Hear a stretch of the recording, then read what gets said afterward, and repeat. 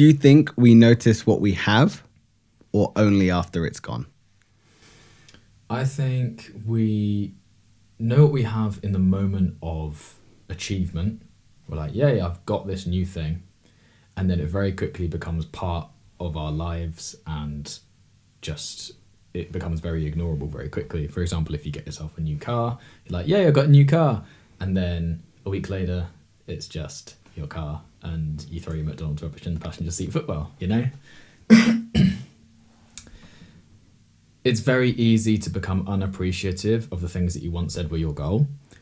And it's a trap that I think humans fall into by nature, because once you've got the kill and you've killed the bison, you're still going to need your next meal.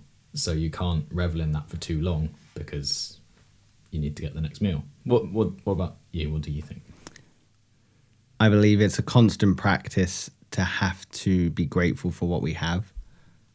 I believe you're right that we are always looking forwards for the next thing, and we do acclimate things into our life very well, and it becomes the norm. Like you say, a new car, also quickly we forget about it and then we want the next thing. Yeah. It is a daily practice, in my opinion, to be grateful for what we have in that moment at this time. I believe that gratitude plays such a huge part in our life and has so much to say for the positivity that is out there. But it's a daily practice, and I believe people forget that.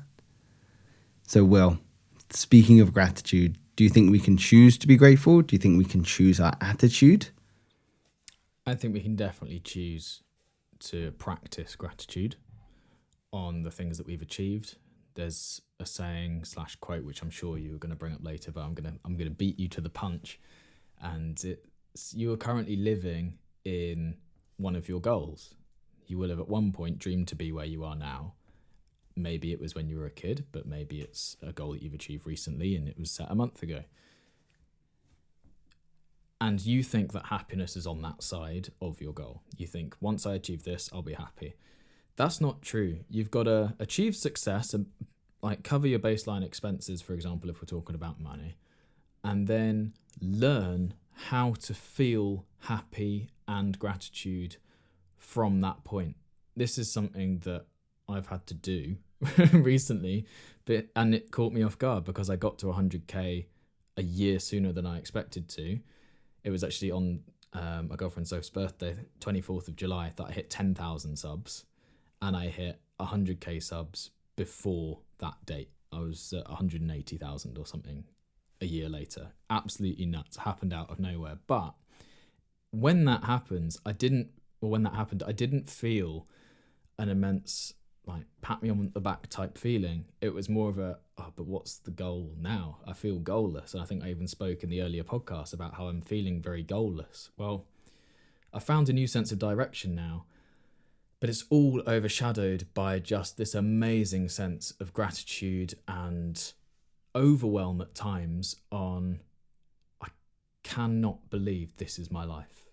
I'm so happy, grateful, relieved, everything all at once, because so many people say, I want to be a creator, and your whole journey on that all the way through, you never quite know you're going to make it. You've got to have that belief. It's got to be almost arrogant. You're like, yeah, I'm going to do it, and I'm going to prove everybody wrong, but you don't know. You're just operating off of belief. So once you really get there, then it's like, okay, I really did do this. And is the feeling the same as what I expected it to be? No. But does that make it worse? Well, no, it doesn't. It's appreciation is what it is. Have you had any moments in your life that you have set yourself a goal, blatantly achieved it, and then struggled to feel the gratitude for that achievement, or have you actively focused on the gratitude to make it more apparent? That's a very good question. The reason I say that is because, as you've alluded, we believe that gratitude and happiness comes from achieving the goal, when in reality, gratitude is a daily practice, much the same as happiness is a feeling rather than a destination. So when it comes to gratitude of achieving something, sure, in that moment we receive all this sort of positive emotion and we feel rejoiced in achieving the goal that we've set for ourselves. But again, that bar is constantly moving forwards and upwards for us to ever reach it. So gratitude in itself is in that present moment. You know, I think of the daily practices we have to install in ourselves to think of what we are grateful for. So when it comes to your question of something that maybe I've achieved or wanted to achieve, you know, I think of when I was younger, I did a longboard trip, I think you know, from Paris to Madrid. So I skateboarded from Paris to Madrid, and I learned on that journey very quickly that the destination was going to be incredible, but it was the everyday that made the journey what it was. It wasn't just one day I started in Paris and next day I was in Madrid and the rest didn't matter. It was every single day was its own celebration. And it was remembering to be grateful and celebrate each day. If it was raining, choosing that gratitude, choosing to be happiness, choosing to be optimistic. It is hard at times, and I think gratitude has the opportunity to elevate our lives in such a way. You know, you alluded to being grateful for hitting a goal sooner than you expected, but I'd imagine throughout that journey, you felt more and more grateful as time went on. So you mentioned as well about sort of the intrinsic motivation and the gratitude that comes with it. Do you think gratitude is something we have to practice, or is it something that we should just innately feel? I think a lot of people, and I say that to make myself feel better, assume that if they've achieved something, it's, you know, it always was going to be theirs. It's sort of a sense of entitlement to everything that you've got. And I think maybe that's a Western feeling, because so many people are so entitled just with the way they're brought up, because everyone, for the most part, grows up in a family home or a family flat or whatever, and you feel like you're entitled to a bed every night and tap water. And if you go to a restaurant and you ask for tap water and they were to say no, you'd be extremely annoyed. Whereas if you were in a place that doesn't have running water and you ask somebody for tap water, well, obviously the answer would be no, you know? So it's your sense of perspective on life comes into it massively. I think practicing gratitude is a great habit to get into. That doesn't mean that I have taken that advice and do it every single day, but whenever I catch myself thinking, oh, that's so frustrating, or something's just happened that was opposite to my expectation, I naturally now seem to fall into, yeah, but the thing you were annoyed about, you would have only dreamed of having these problems a year ago or 2 years ago. So it's definitely something that needs to be practiced, and you should actively try and catch yourself out on feeling entitled or acting entitled. And practicing gratitude, yeah, go for it. Do it as much as possible, because the more you do it, the easier it gets as well. How often do you practice gratitude? Do you practice gratitude? I try and practice gratitude daily, but it is a difficult practice because it is very much a choice and an action to choose gratitude. There's a study that shows people that keep a gratitude journal are on average 25% more grateful and happy and fulfilled within life. I try and keep a gratitude journal every night. I write 3 things that day that I'm grateful for. And it's not just the loose things, you know, I'm grateful the sun was out. That might legitimately be what you're grateful for that day. But sometimes you have to really dig for it. You know, when you start, you can find I'm really grateful for my friends. I'm grateful that I had people around me that love me and care for me. But then as days goes on, you got to really look for the moments. You might have a really bad day, but you got to really choose to find those moments and hold on to them and let them fill you up. I think there's a Buddhist practice as well to just meditate on gratitude. Let gratitude fill you up. Put gratitude out into the world. I do try and practice gratitude, but it's extremely challenging because it is a daily practice. Absolutely. And again, with what you come in to say in terms of motivation, I can't remember the quote verbatim, but it's definitely from Mark Manson. It's not choose the outcome you want, but it's choose the struggle you want. What struggle are you willing to endure every day that you're willing to turn up and take and be grateful for? Because the outcome is not necessarily going to be hollow, but every day, that's where the magic is. Every single day is where you're going to feel that gratitude and that love, you know? That's a very good question, Well. I do like that. So what in your life are you grateful for right now? I'm grateful for my family, my upbringing, my girlfriend, my business, my drive to want to keep pushing and want to succeed, and my perseverance when things are tough. I think I'm quite good at, obviously I feel the lows, but I'm very good at bouncing back. I'm very grateful for that.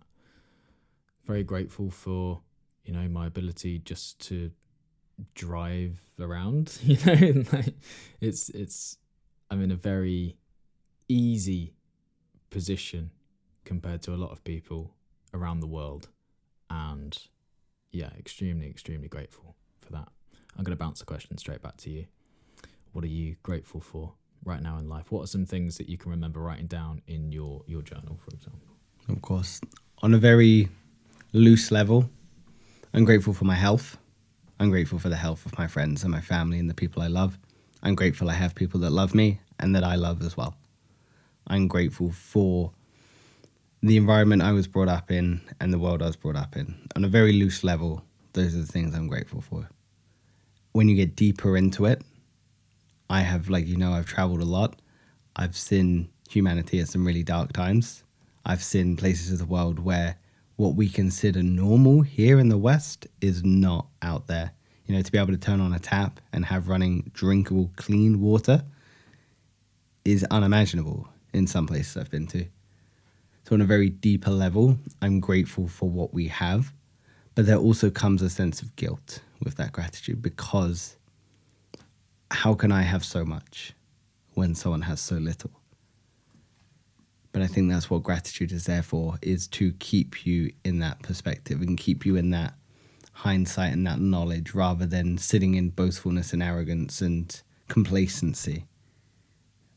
I believe the other side of gratitude is probably complacency, because if you're getting complacent in where you're at and you just take things for granted, then you can't truly be in the moment and be grateful for what you have, So if I was to write down what I'm grateful for today, it would be conversations like we have in here, because it really helps me expand my knowledge. It's the opportunity to have this platform to be able to share it. And today, I'm grateful that I have my health. I mentioned I'm feeling quite tired, but 95% of the time I feel great, I'm really, really grateful for that. So I've got a quote here, and I want you to tell me what it means to you, whether it does mean anything to you. So it's from the Buddha.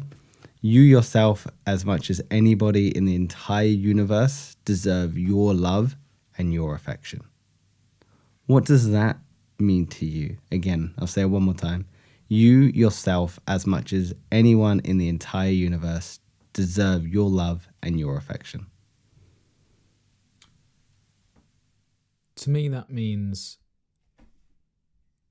unless you're proud of yourself and you are grateful for everything you have in your life, how can you expect anyone else to treat you with those feelings? So how can you expect anyone else to be proud of you or celebrate you, as you like to say? And how can you expect anyone else to enjoy your wins with you if you don't appreciate them yourself? If you're very negligent to your new house that you buy or your new car and you just trash it immediately, how can you expect anyone else to appreciate those things in the same, in a good way? Because, he doesn't value it, therefore I probably shouldn't value it. It's I think humans are very reciprocal. So if I see you very passionate about something, I automatically feel like, I should be passionate about that. That's awesome to watch. I love it. Whereas if you were very derogatory towards something, didn't enjoy it, and spoke negatively to it, it's very easy for the person you're talking to just jump on top and say, yeah, no, I agree, yeah, it's terrible, whatever, and just spiral down. It's so much of life starts with first of all, self-acceptance, but then self-belief, and then just acknowledging that everything you've already got, the fact that you're breathing and hopefully in good health, is like, that is a great starting point. The world is your absolute oyster when those are the beginning stats. If you were playing top trumps and you were given a card with 0 health and 0 respect for other people and 0, I don't know, athletic prowess, 0 knowledge, and you were up against just somebody that had all their health, you're losing every time. You know, you need almost look at your life and be like, okay, these are my starting stats. How good can I get them? And you will have to pick which things you want to get good at. But all the way, you should be thinking, I'm so grateful that I've at least got these stats, you know? So I'm grateful I've got my health. Well, excellent. Now let's keep moving. I'm going to keep focusing on my health. Let's pile onto that. Can I get even healthier? Then can I, because I've got my health, spend more time focusing on getting an area of expertise? And then I can be grateful for the opportunity to have that expertise, you know? So the quote was something like, how can you expect other people to love you if you don't love yourself? Basically, that was the essence of it. So talk to me about your thoughts and feelings about that. And I'm guessing you've thought about this probably a lot more than I have. So how do you take those thoughts that you have and apply it to your life? For me, this quote means to start with yourself. And I don't mean that in an arrogant, self-centered type of way, but I mean it that I can't be the best person for the world if I'm not the best person for myself. You know, the world becomes a better place when you become the best version of yourself. So for me, this quote means that if you're showing yourself love and respect and grateful for what you have, you can then outwardly be love, provide love, share in love with people. So for me, this quote very much means that you have to meet yourself where you're at, understand what you're grateful for, what your challenges are, what you enjoy, what you don't enjoy, and what you need to work on. Not in a fine-tuning, like self-obsession type way, but you know what, I notice that when I talk about X, I get a tightness in my chest. I have an inability to express why. Maybe I need to better understand that. I noticed that the last breakup, I decided to retreat. I noticed that when I got fired from my job, I got extremely angry. It's understanding your own emotions and how you process and how it sits within your body, how you outwardly manifest it as well. Because ultimately, the body is a living, breathing organism and everything is all attached and all connected to each other. So for me, it's being aware of the complexity and also simplicity of ourself and being able to understand yourself. And then through that, you can better help others because, again, you can't be the best version for the world if you're not the best version for yourself. And ultimately, the world becomes a better place when people become the best version of themselves. I think there's a quote, again, I can't remember for verbatim, but it's something along the lines of, the world doesn't change when you become who you're meant to be. It's just the world gets better because of who you're meant to be. And I believe that. I believe that it's very important to just show time and care and consistency and show up for yourself. You mentioned when you were talking about respect and values. It reminds me again of another quote, I'm on them today, which was, values are just what we get reaffirmed or what we get praised for. So when it comes to values and respect and then gratitude playing a role into that, do you think our values are adapted by other people? Do you think our values can change? Or do you think values are something that we hold dear and we hold rigid to? You know, for instance, a value for me is I value choosing kindness, being kind to those around you. Is that something, do you think, I've learned, or is that something I've chose to embody, or is that something I've had reaffirmed to me? I think that particular one of you value kindness towards others, is probably a learnt value.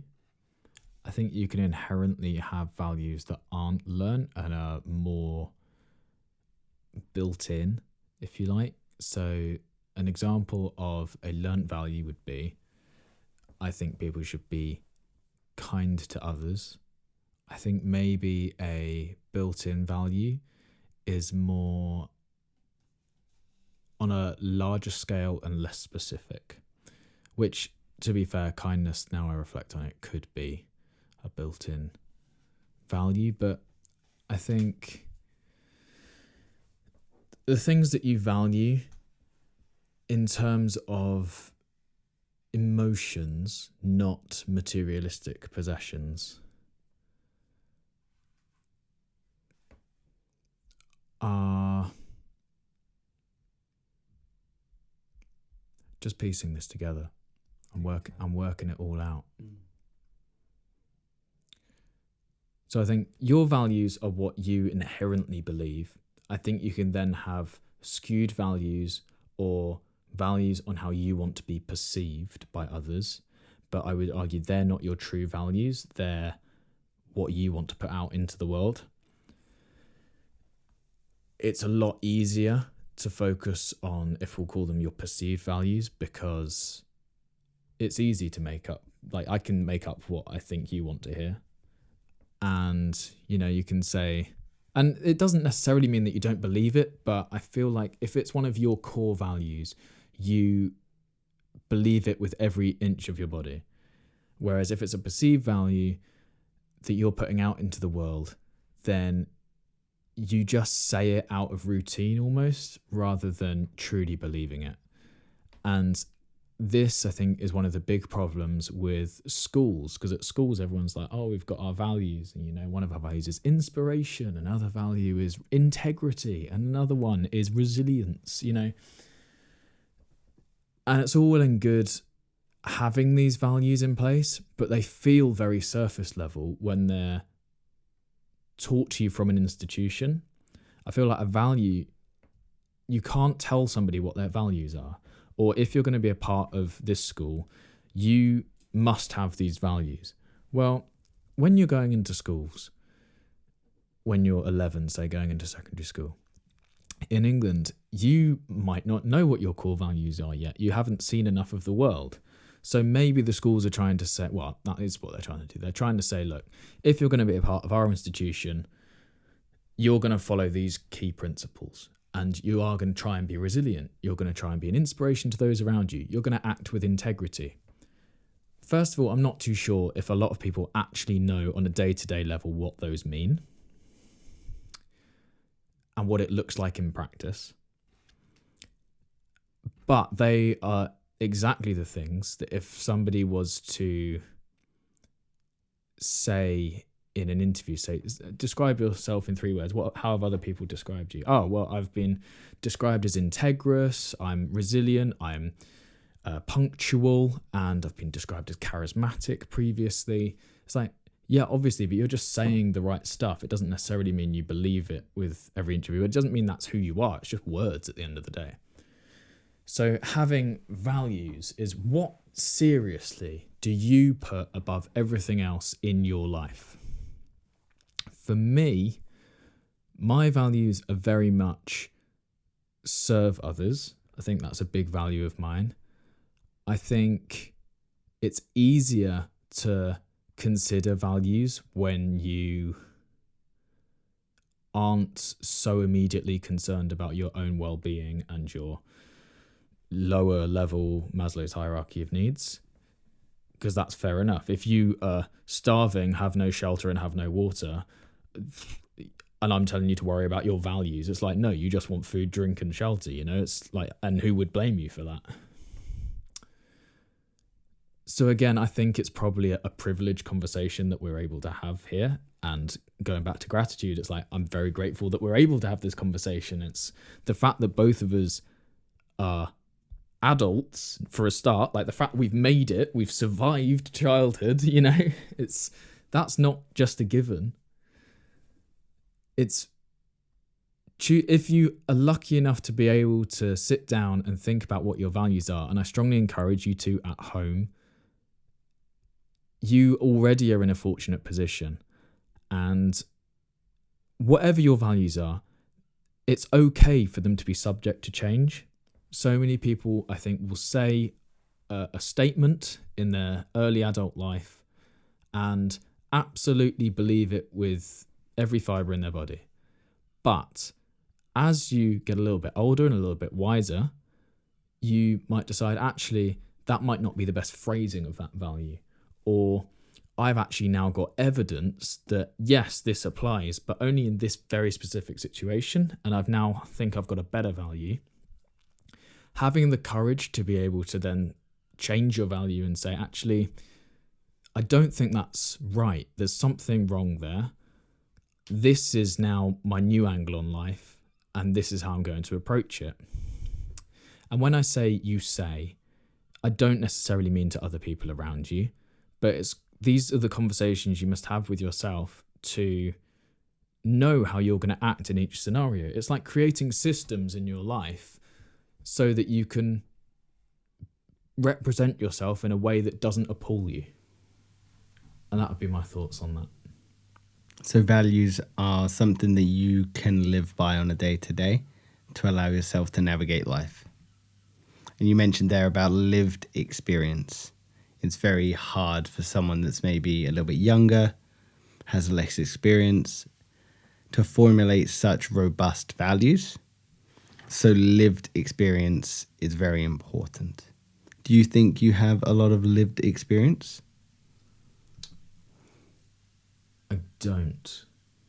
I think I've got a lot of learned experience from others. So learning from other people's mistakes, what other people have shown me, documentary, all of these things play into your values and, you know, how you navigate the world. Obviously, I had some experiences when I was a childhood that give you a different perspective on life. I have experiences. Obviously, I've lived 24 years. I'm not saying I'm experienceless, but I think compared to people who have travelled the world, you do have a better perspective on specific cultures and markets and countries and continents that somebody who hasn't first-hand experienced will be able to relate to.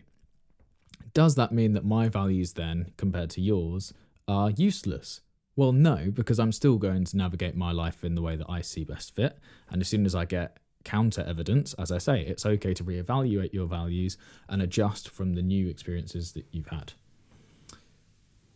That would be where One thing I find funny about values as well is people that are more likely to respect others are people that are more likely to have gone out and had more lived experience.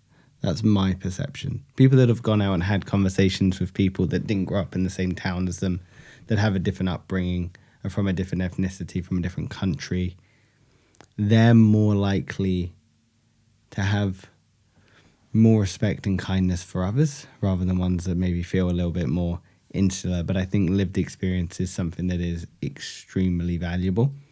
I myself, I believe I've got a fair amount, but I also have been gifted with the curse of more, where I always want more, no matter what it is. I find it very hard at times to practice gratitude. As you know, I've traveled a lot, but when someone goes, "Oh, you've traveled a lot," I go, "Not as much as I'd like." That's my immediate response. The gift of more, or the curse of more, is really tough. But again, it's that daily gratitude of, yeah, I'm proud of what I've achieved, but I'm also seeing the other side of it, which kind of brings me into sort of the other side of masculinity. Positivity and gratitude is toxic positivity. I'm sure we all have that friend that's like, good vibes only, you know? It doesn't matter what's happening because we're just positive. Every day's a good day, you know, because we're thriving, you know?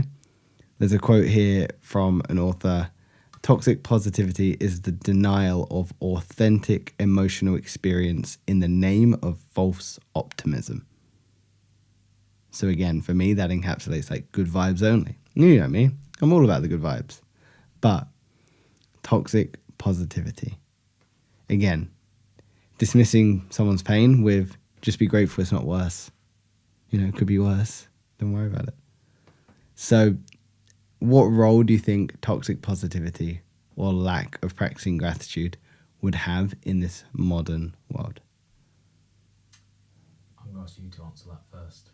Okay. If that's all right. Absolutely. Yeah. So toxic positivity, I think, shifts our mindset to an entirely negative place, which I think is ironic because what these people are trying to do is stay positive, whether that's through a complete inability to feel the negative emotion, whether that's a complete lack of wanting to feel the negative emotion because it's too scary, whatever it might be. I think the constant need to feel like something's right inherently shows that something's wrong. Again, I've got a friend that's always about positive vibes. Every day's a good day. It doesn't matter if something's gone wrong because everything's good. It doesn't matter that I don't speak to my father because life is good. It doesn't matter that I've just had an argument at work because everything's good. I think the sentiment is admirable. I think the choice is admirable. But then what I think it does is remove you from reality. You know, how can you be tethered to your emotions, to your feelings, to your thoughts, if you don't even acknowledge they're there? You know, if some news happens, I absolutely think you can have times where you can feel that emotion. You know, I think for me, authentic gratitude or authentic positivity is something like, I'm going through a hard time, but I acknowledge there are times of light. You know, I acknowledge there's dark times, but there's parts of light there. You know, it allows for both and statements. You know, I've wrote a few down just for example. I'm exhausted, but I'm grateful for the support I have. I'm grieving, and I'm thankful for the time I had with that person. I think gratitude is not denial. It's just that resistance, you know? So I'll phrase it again for you after I've gone on my little monologue. What the role do you think toxic positivity plays in the modern world? That was a really good answer that you gave, by the way. Very insightful. It's really interesting because as you were talking, and this is why I asked you to answer it first, because as you're even posing the question, I was instantly like, you're attacking me as a person. It's like, I always try and be positive. Like, what angle are you getting at here? And I do always try and be positive. But as you gave your answer, it's actually made me very aware of the fact that the reason I always choose positivity is because I'm running away from being negative. I don't like it. I don't want to go near negativity. So I think I could probably speak firsthand on the impacts that can have. I don't like feeling negative because it makes me feel weak, and I would worry, as productivity is my number one goal in this season of my life. I can't afford to have a year of emotional meltdown because I know how much I'll lose financially in terms of just time to deploy against my goals. Like, I know everyone, well, you live until you're 75, but what if you only live until you're 35 or you're 40? It's like, I can't waste a year on just sorting out my emotions. I wouldn't even know where to start. How can I know that I even have emotions to sort out because I haven't been in touch with them for so long? So my message on my YouTube channel is always positive. Always, like, find the positive in every negative scenario, which is, you spoke to that. It allows for the but and the and statements. And I think that's probably where I come at it from. I also think that when you start living your life and as an adult and you become more self-sufficient, you become your parents in terms of it's up to you to make sure you follow the rules rather than following your parents' rules. I'm not saying I make myself sit on the naughty step when I do something wrong. although I'm sure Soph would Soph would happily enforce that. You start to walk down this road of, okay, well, if I'm to go super positive at everything, what's the outcome? If I go super negative at everything, what's the outcome? Toxic positivity. I'm worried now we're having this conversation that the Will Taylor YouTube channel is a self-perpetuating problem of, if I'm always positive on the YouTube channel, there's a reason for that, and it's because I want everyone to be positive. It's a kind-hearted mission. However, the last thing somebody going through something really rough wants to be around is, I just don't have the energy for positivity today. And obviously it's there to help pick you up, but why would somebody actively choose to watch that if that's just, you've got to meet people where they're at? It poses a very difficult situation, because what would the opposite be? Could you have toxic negativity? Well, that would probably be just dwelling on everything, never seeing the light. So would you rather have toxic positivity or toxic negativity? And I'm going to pose that question to you in a second. I'll just give you my thoughts first, only because my immediate thoughts on toxic positivity versus toxic negativity would be, as a general rule, it's really easy to find the negatives in everything. So even if somebody has to fake it till they make it and say, yeah, I'm positive, and just stuff those emotions away, don't deal with them, just be positive. Objectively, with what you achieve, not just in terms of finances, but in terms of social life, in terms of building relationships with employers, in terms of just life experience, I think you're more likely to get more out of life through faking positivity than always trying to find the negatives. For example, I don't think you'll find anybody who has been remotely successful in life who has always chosen negativity. I think you'll find everybody who isn't successful in life, and I'm not judging in any way, that must be said, and I'm also not telling people how to live their lives. It's your life, live it the way you want to live it. If you always choose negativity, I think you'll find that all of those people haven't been able to get as far in life as they would have liked. And I also think they feel like they've been hard done by, when really, how much onus can you put on the way that you have handled specific situations? If that time that you really weren't feeling like it was going to be a good move, and it would have been a really difficult job to go to, or it would have been a difficult decision to quit my job where I've been for ages, but there could be light at the end of the tunnel, but it's not guaranteed. It's not, I might not get on with everyone. You know what? I'm not going to do it. And then later on be resentful of the fact that they never made that decision to go and do it.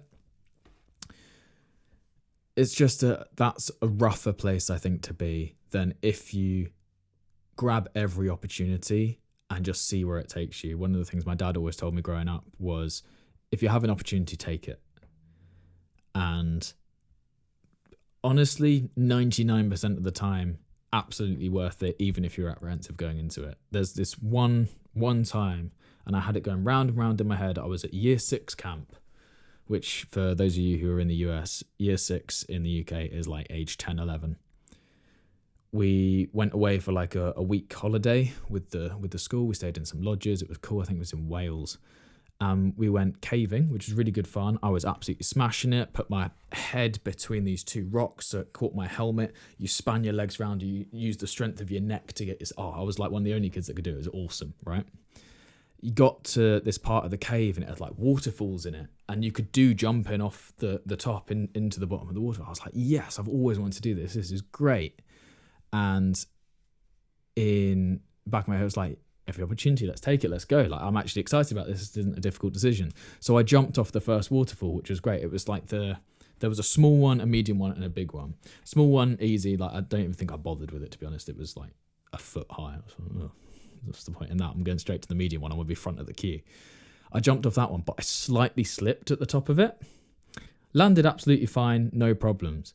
But that really shook my confidence, and I ended up not doing the large jump. All my life, I've regretted not going and taking that opportunity just to brush it off and go and do it, because that would have been epic. It was like a 6-meter jump or something. And they don't, how many opportunities in life really, unless you put yourself in those situations, do you get to jump off a waterfall in a cave where it's actually not that cold? And, it's just great. Like, yeah, always take opportunities as and when you get them. And I do think it is better, despite you having to fake it sometimes, I think it is better to look at life positively. But can you speak to toxic positivity versus toxic negativity? Sure. My first question to those that feel they're on either side of the spectrum, and I want to make clear, when I was designing this episode, I wasn't thinking of you, of the toxic positivity. I wasn't attacking you. I want to make that clear. If I'm speaking to people on either side of that spectrum, toxic negativity and toxic positivity, my first question would be, why do you feel like you need to have that thought process? Because I believe there would be an element of, maybe there's a mental disorder, maybe there's depression on one end and denial in the other, or avoidance in the other. I would have that conversation and ask, why do you feel like that keeps you safe? Because reality, that's likely why we're installing that dialogue, that value of, I need to constantly be positive, or what's the point? I need to always be negative. I would ask why. Why does that keep you safe? What are you trying to protect? I'd want to understand the dialogue that goes on in one's head for that. Because ultimately, I believe it would come down to self-preservation. And I'd be curious to understand why people choose to keep themselves safe. What are they feeling like they've got to protect themselves from? But I would very much agree with yourself that when it comes to toxic negativity, or choosing to always be negative versus always choosing to be positive, I would say if I'm going to swing to one, I'd prefer someone to always be positive, because at least then they're choosing to have an outlook that can make the world and their life a better place. I think the negative would pull someone inwards and would only cause for them to hurt themselves, hurt other people, damage relationships, connections they might have, careers they might aspire to achieve. Whereas positivity chooses yes. It chooses to try. It chooses to do in spite of, which I think is really admirable. Again, when I was designing this episode, there is someone I do think of when it falls into this. It wasn't you. I'll answer when we're off. But I admire that ability to be positive, to have good vibes, to always be optimistic, to be, I'm excited for what's next. Life is good. Life is good. I think that's awesome. But when it comes at the cost of experiencing and understanding that negative emotion, that's when I think it becomes a problem, in my opinion. When it comes at the cost of being able to choose gratitude or choose an attitude that can be beneficial, that's when I think it's a problem. Again, those but and statements I think are extremely helpful. But again, positivity here, avoiding uncomfortable emotions in favor of just surface level cheerfulness. Surface level, it's on the water. It doesn't get down into what's actually creating the ripples. My opinion on the positive versus the negative is, if I have to sway to one, it's the positive. But I'd like to understand why people feel the need to protect themselves in that way. And if you are interested, I probably lean or have done in my life towards the negative, which is why I admire the positive. That's really interesting. Really interesting. Because, as I say, I always choose positivity. I think if you have any sort of aspirations in life, you've got to. I think on the negative side, you're always choosing self-preservation. I might not have much, but I actually like what I've got. It's not bad. I'm not in a bad situation. Therefore, why would I risk any of that? So maybe it's quite a risk-adverse mindset. How would you, if you were in my shoes, because I always choose positivity, and I think I can confidently say never reflect on negatives. How can I go about approaching trying to think of negatives and reasons I should be, okay, maybe now's not the time to be positive. You don't have to always be that 100% smiley and happy and you're putting energy out there all the time. How do I approach facing negatives in my life without it letting me spiral down and not being able to be myself? You have to look without judgment. You have to acknowledge without judgment. You have to really be brave to look inwards. I think a useful tool is stillness. Sitting with yourself 5-10 minutes a day and just reflecting, being still, focusing on your breathing. There's 2 meditation techniques I use quite frequently. But I think there's a quote from Jay Shetty, awesome podcaster, that says, or maybe he's quoting someone else, if you can't meditate for 10 minutes a day, you need to meditate for 20. If you can't find the time for 10 minutes a day, you need to do it for 20. And I agree. It's creating stillness in your life just to allow the body to choose and release its emotions, because ultimately you're choosing positivity. You're choosing to be upbeat, active, engaged, focused. Those are all choices, whether they feel like it or not, whether they're conscious or subconscious. You're choosing to be engaged and positive and happy. Just choosing 5-10 minutes to just sit and let the emotions come and then let them go. The meditation techniques that I really like, the first one is simple meditation, focusing on the breathing, like breathing in, breathing out, focusing on the breathing, but not trying too hard. And then let your brain go wherever it wants to go. And then there'll be a moment between breathing and you catching yourself that your mind will have wandered and you won't have noticed until suddenly you catch it. Once you catch it, just bring it back. But you don't catch it and go, I messed up. I did it wrong. That's exactly what meditation is. It's catching yourself and just bringing it back. Catching yourself and bringing it back. Sometimes it's not about the absence of thought. It's just allowing the thoughts to happen and then bringing it back. And again, the second that I really like is meditating with like a candle or an object in front of you, focusing on that, breathing, and then slowly opening and closing your eyes to eventually you can focus on that item when your eyes are closed and just focusing on that item. Really trying to picture it in your third eye, I find can be really helpful, helps sharpen your brain. For me, those are tools I would use for someone. And again, I'm not trained. I don't know what I'm talking about. I could be completely wrong. Therapists are going to be listening, well, they're not, but they could be like, you're false, incorrect. But for me, stillness. Because I think the trend I've noticed of people that are inherently more positive is they're always moving. So stillness would be beneficial. But on the flip side, the people I've noticed that are inherently negative need action. We need a bit of that yin and yang. Again, I'm sure we both know someone in our lives that is inherently negative, always has a response to something. Sometimes you just need to do without thinking. And sometimes they need to just take a step back. That would be my thoughts on it. Yeah, no, that's really helpful.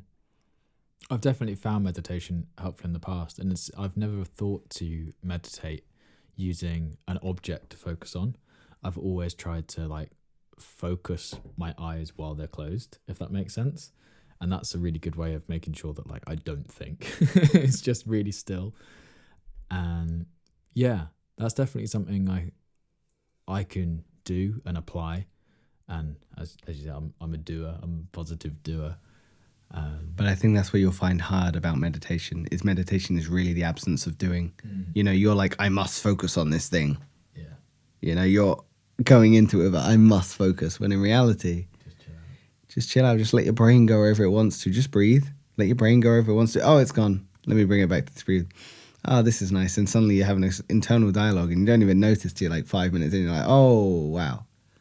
And I think there's some Buddhists say like, it's not about getting good at meditation. It's just about you learn to catch yourself a little bit sooner. Yeah, no, really good. How do you stop yourself when you are trying to deal with the negatives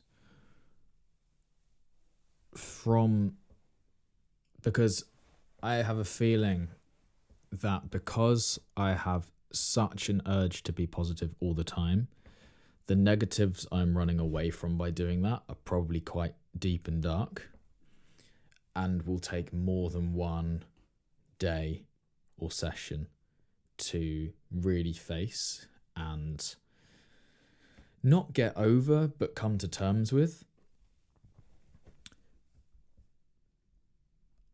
I think I'm so worried about that impacting how I am in my life because things are going pretty well for me right now. It seems like an unnecessary risk at this stage to take while knowing that that is a stupid sentence. Does that make sense?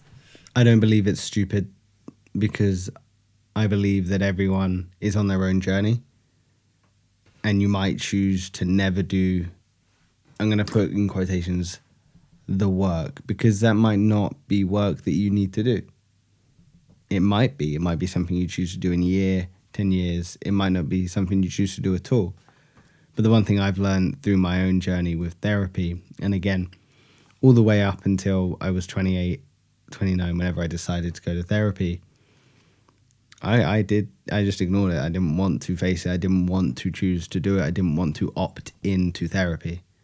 And then when I decided to opt in, 100% wholeheartedly opt in, the issue I found is once you see something and you acknowledge it's there, you can't ignore it anymore. So it's being ready and choosing to do that work and acknowledging it is work. And again, you might not choose to do it. And that's okay, because ultimately, I don't know if you even have work. I'm talking in this theoretical mind space that we're kind of living in, that assuming maybe because you're hyper positive, you need to do this. That might not be true. You might just be positive through and through, and that's awesome. Because there probably are people that are just positive, and that's okay. So I think everyone is on their journey. And again, we get hyper fixated on we have to be doing all the work all of the time. And we have to be a perfect version of ourselves all of the time.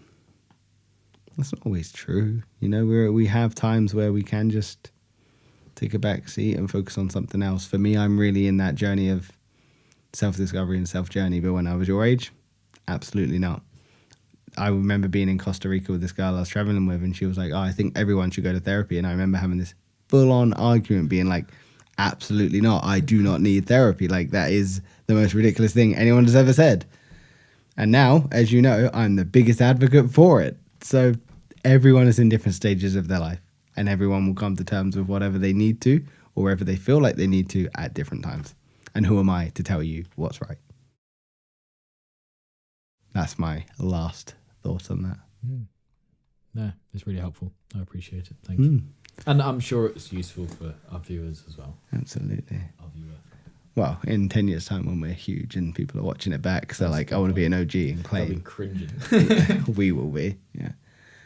So speaking back to gratitude, I've got a few more questions to ask you, but I'm just going to give a few bullet points on gratitude. So again, I mentioned that by Dr. Emmons' study, people who keep a gratitude journal are on average 25% more happy.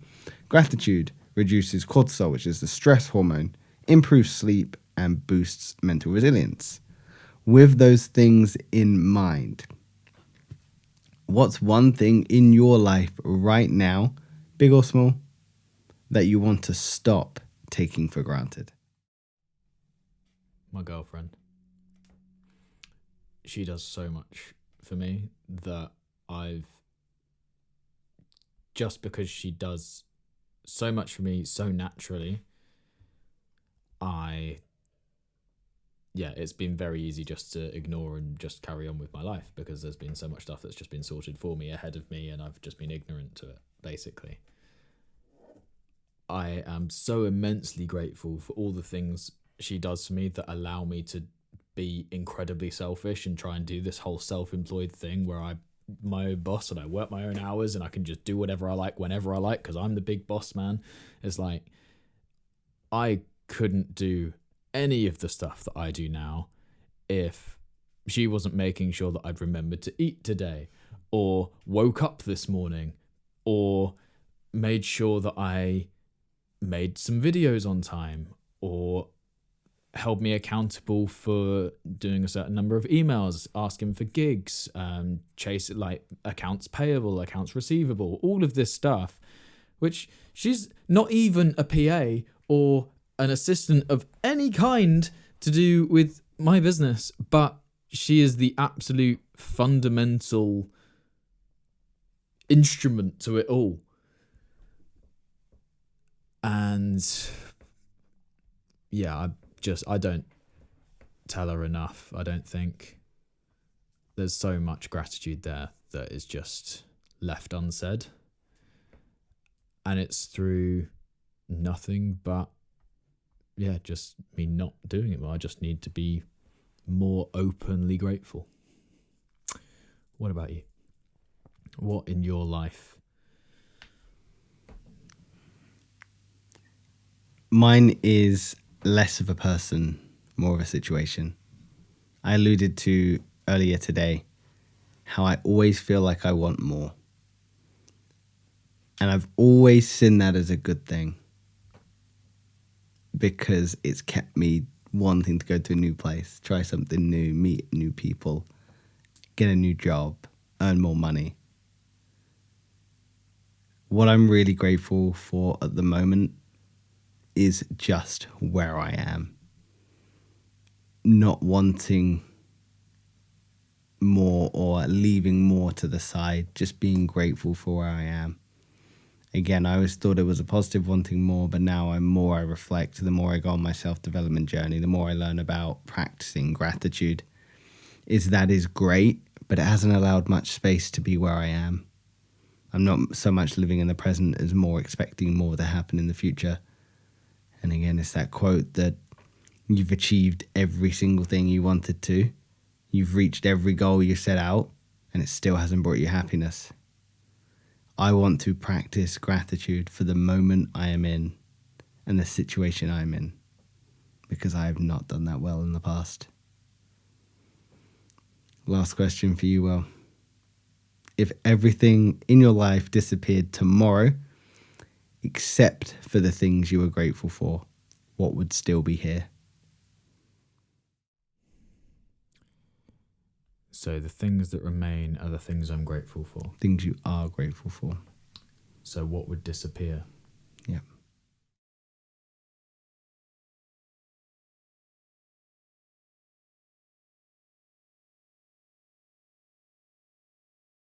That's really tough. It's a good question, hey. For me, the things I am grateful for, friends and family, straight off the bat. I am extremely grateful for my friends and family. And then beyond that, it does get challenging because then I have to look intrinsically. I have to look inwards, and I'm not very good at that. So I'd say I'm grateful for my health. I'm grateful for my outlook on life. But I think there's a lot of work to be done internally that I'd be curious to see what if I was if that situation came to life, what would be left? Because as you know, and I think you're very much the same, we don't care much for physical things, you know. I don't have a nice car. I don't care for a nice car. It doesn't bring me joy. I'm not grateful for having a nice car. I'm grateful for having a car because it gets me around. So for me, I think it's very much the memories, the people I have that I am grateful for, and I hope to continue to keep in my life. And the emotions I can feel very deeply. I'm grateful for that. What about you, Will? So I've realised this answer is actually very obvious. There'd be lots that would disappear because you just look at the negatives. World hunger would disappear. I'm not grateful for world hunger. Therefore, it's gone. You know? You could go down it that way. That's a cop-out, I know. But world hunger, RTCs, road traffic collisions, bad months financially would disappear. Actually, no, that's interesting. They would stay. Negatives would stay. And bad jobs that I've had would stay. Because all of it is a push and pull to get you where you are now, which is probably another cop-out answer. But I think it opens your mind to, you might not naturally think that you're grateful for the thing, but if it was going to be taken away, then actually, no, I am grateful for that. It's your mind automatically corrects. Isn't that how we know we're grateful for something? Isn't that the hard thing about being grateful is we have to remember to be grateful while we have it, not when we've lost it. Yeah, no, I think if you're struggling to practice gratitude, imagine everything in your life getting taken away and then some things being put back. What are the first 10 things that pop into your head that like, oh, I couldn't live without that. I couldn't live without that. Those are the things that you're grateful for. This is a great reframe of how do you find what you're most grateful for. You've nailed it with that question. Brilliant. Love it. Good job. Thank you very much. So, in answer to what would disappear, not a lot.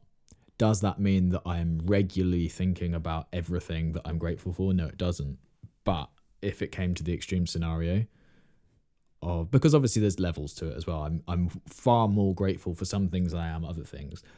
But that's to do with perspective and day-to-day what I use. Like, could I live without a lot? Hell yeah, I could.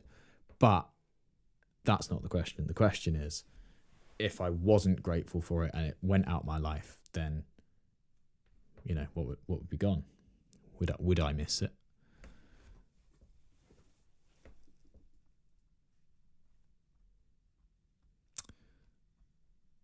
Yeah, I don't think a lot would disappear, which I'm quite proud to say. Yeah, that's a good answer. So my leaving thought for you, Will, and for our one listener at home. Viewer at home. Yeah. How long are we going to make that? How many viewers do we need to get to before we can stop making that joke? Well, it's always going to be a joke, isn't it now? We need at least 10,000 views a pod. Yeah. Yeah. My advice for you and myself and viewer is a gratitude journal. 3 things every day before you go to bed. What are you grateful for? What went well today? That would be my advice. But Will, we're out of time. Do you want to wrap it up with a nice little quote or word to wrap it up with? Binoculars. Thank you for listening. It gets more ridiculous every pod. I know, but that's my favourite thing about it. It's just giving it to you at the end. Brilliant.